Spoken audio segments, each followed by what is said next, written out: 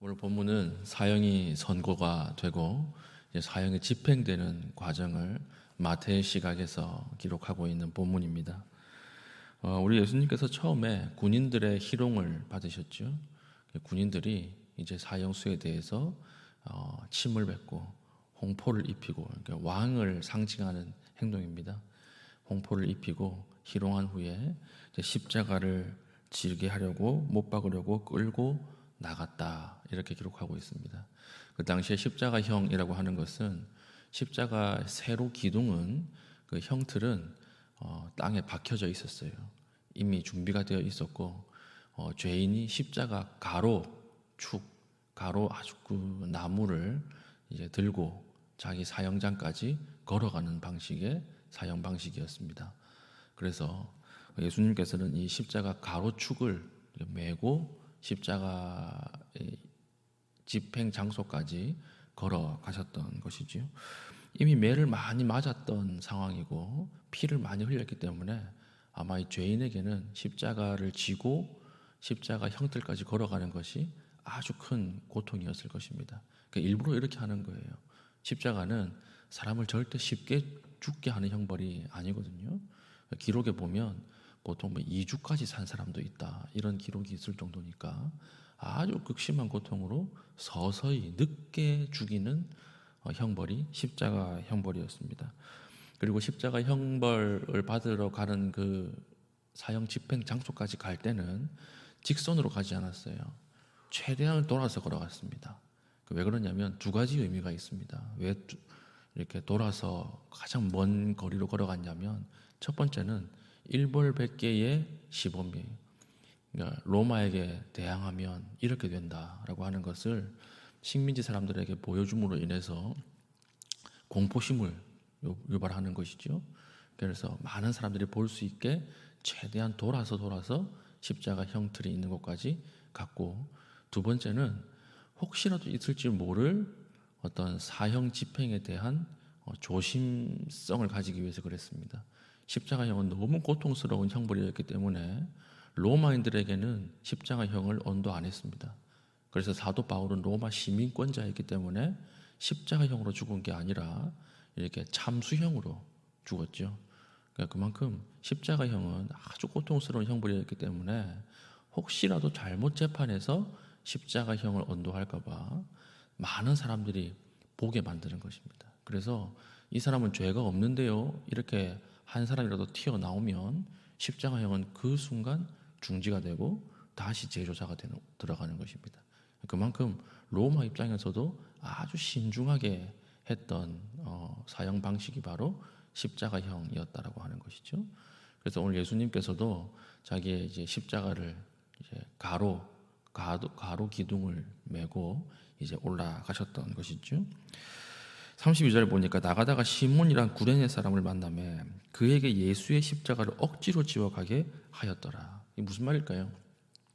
이것은 이미 피를 많이 흘렸기 때문에 예수님께서 도저히 이 십자가를 지고 올라갈 기력이 없으셨던 거예요. 그러니까 이때 구경하고 있던 구레네 사람 시몬이라고 하는 사람을 로마 군인이 지명을 하는 것입니다. 이때 로마에게 있었던 것이 강제 동원권이었거든요. 모든 식민지 국가에게, 그러니까 오리까지, 우리로 치면 이제 2kg죠, 2kg까지 강제로 노동을 동원할 수 있는 권한이 로마에게 있었습니다. 그러니까 이것을 발동시킨 거예요. 그러니까 주변 사람들에게 야, 너 지어, 이 짐 지고 가, 이러면 로마 군인은 누구든지 식민지 사람을 2kg까지는 이걸 일을 시킬 수 있는 권한이 있었던 것입니다. 이걸 발동을 한 것입니다. 그래서 예수님께서 말씀을 하실 때 너희는 누가 오리를 가자고 하면 십리를 가며, 이런 말이 있죠. 그 말이 이제 이 이야기예요. 강제로 로마가 이 권한을 발동을 해서 이렇게 오리를 일을 시키면 그보다 더한 십리를 가져라. 오리 가는 것도 억울하고 화가 나 죽겠는데 십리를 가져라, 이렇게 말씀을 하신 것이 이 법의 기초에서 예수님 말씀을 하신 것입니다. 그래서 오늘도 예수님이 도저히 십자가를 지지 못하니까 주변에 구경하고 있던 사람 한 사람을 찝어가지고 십자가를 대신 지고 걸어가게 했는데 그 사람이 오늘 누굽니까? 구레네 사람 시몬이었던 것입니다. 그래서 결국 예수님은 십자가를 지고 골고다 언덕까지 올라가셔서 쓸개탄 포도주를 이렇게 드리죠. 그래서 십자가형이 너무 고통스럽기 때문에 그것을 조금 고통을 이렇게 감소시켜주는 마취제 역할을 하지 않았을까 이렇게 보는 것이죠. 그런데 그것을 안 받으십니다. 인간의 그 죄의 고통을 온전히 다 당하시기 위해서 그것을 쓸개탄 포도주를 거부하시고 십자가에 못 박히시고 죄명은 유대인의 왕이다. 이 죄패를 붙이고 돌아가시는 것이죠. 양쪽에 같이 강도짓을 한 이 강도들이 있었습니다. 번역은 강도라고 되어 있지만 이 사람들은 정치범이에요. 당시에 로마에 대해서 혁명군, 혁명 세력을 일으키려고 하다가 로마에게 붙잡혔던 거예요. 근데 혁명 세력을 하려면 돈이 있어야 되잖아요. 근데 이 사람들이 그 돈을 어디서 충당했을까요?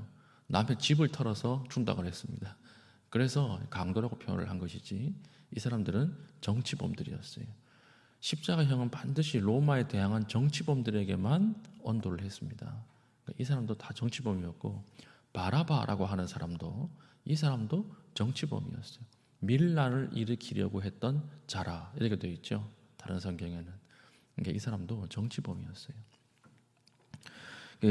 강도들과 함께 예수님이 십자가에 못 박혔습니다. 그러니까 39절부터 어떤 내용이 일어납니까?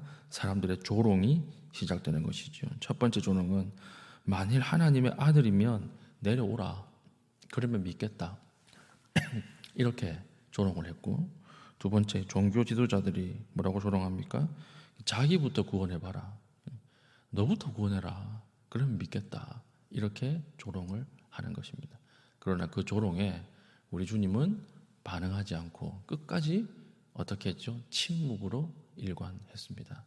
그러니까 이 장면을 참 우리가 연극이나 영화로 만든다 그러면 사람들의 소요 그리고 하나님과 예수 그리스도의 침묵 이 두 가지가 대비가 되면서 조용히 아무도 모르게 하나님의 최종적인 구원의 사역이 완성되어 가고 있는 그런 시간이 지나가고 있는 것이죠.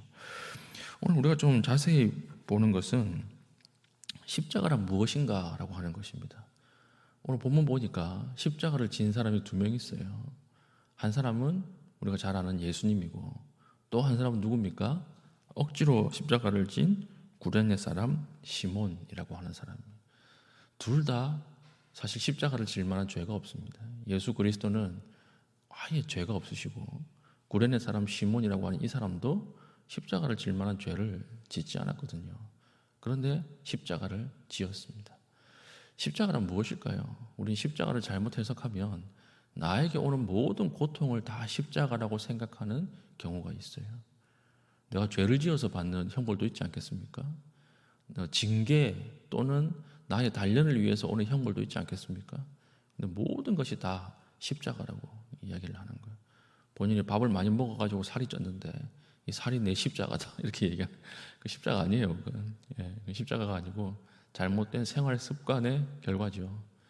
십자가는 무엇이냐 오늘 나오는 거죠. 오늘 우리가 주시는 교훈 십자가는 내가 지지 않아도 돼요. 내가 안 져도 됩니다. 도망갈 수 있어요. 그런데 하나님의 뜻이기 때문에 고난의 자리로 들어가는 거 있죠. 그게 십자가예요.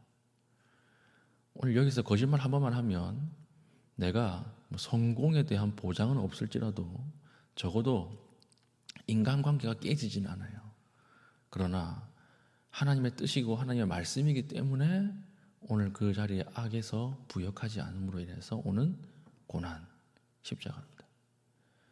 주일에 골프 한번 치러 가면 사업이 잘 됩니다. 골프 치러 가면 이 사업 이야기도 하고 사람도 만나고 우리 사업이 더 넓어질 수 있어요. 그러나 주님 때문에 그 자리에 나가지 않음으로 인해서 당하는 손해, 십자가예요. 이 남자랑 결혼하면 내 평생에 참 행복할 것 같아요.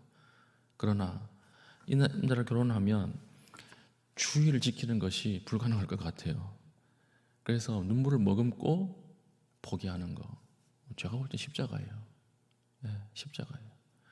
그러니까 십자가는 무엇입니까? 주님 때문에 당하는 손해, 주님 때문에 당하는 고난.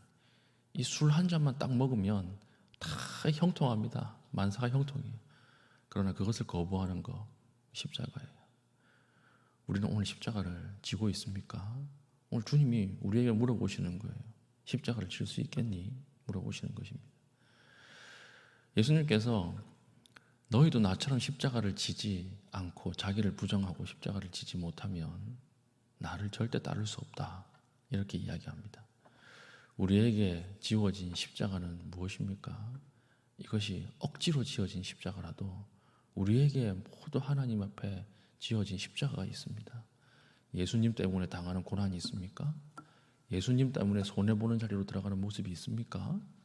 예수님 때문에 내가 내 힘을 다해야 하는, 하나님 앞에 가슴을 찢어야 하는 그런 일이 있습니까? 그러면 그 길을 계속 가십시오. 십자가에.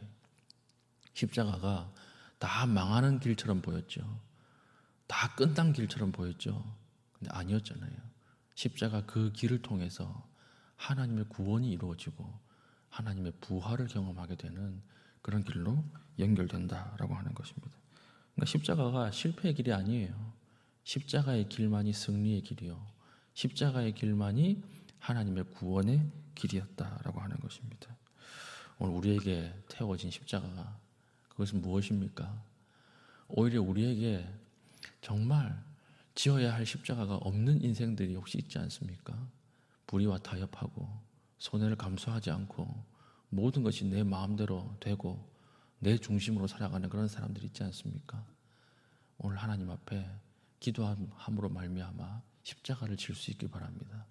그 십자가를 통하여 생명이 살아나고 십자가를 통해서 하나님의 뜻이 이루어지는 것을 바라볼 수 있는 믿음의 신실한 주의 백성 될 수 있기를 축복합니다.